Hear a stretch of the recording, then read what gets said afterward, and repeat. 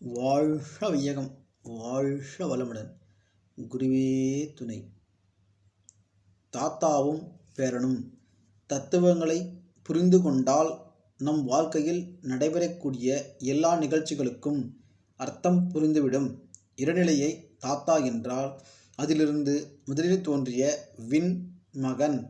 முதல் விண்ணிலிருந்து இரண்டாவதாக தோன்றிய நிழல் விண்ணோ இறைவெளிக்கு பேரன்.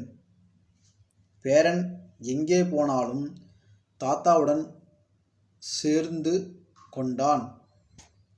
நிழல் விண் இறைவெளியோடு கலந்துவிட்டது தான் காந்தம்.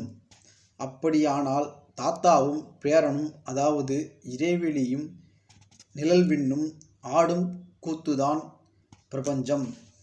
இறைவெளியில் நிழல்விண் கரைந்த நிலைகாந்தம்.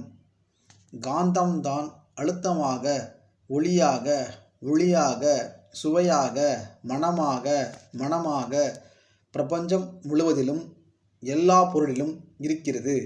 இறைவெளி என்ற தாத்தாவும் நிழல்விண் என்ற பேரனும் ஆடுகிற கூத்துதானே இவை அனைத்தும்.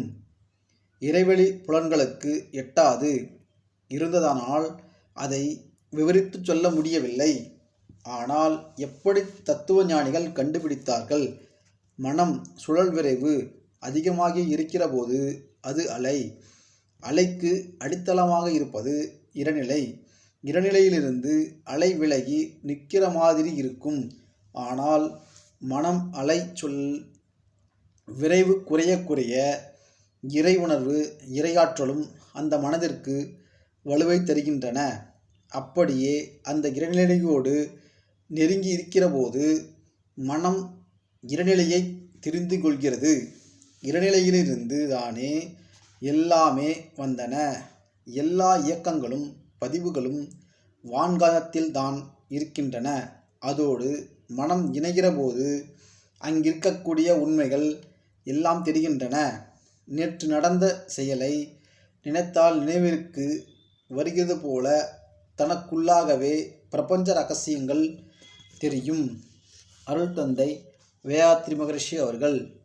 வாழ்க வையகம், வாழ்க வையகம், வாழ்க வளமுடன்.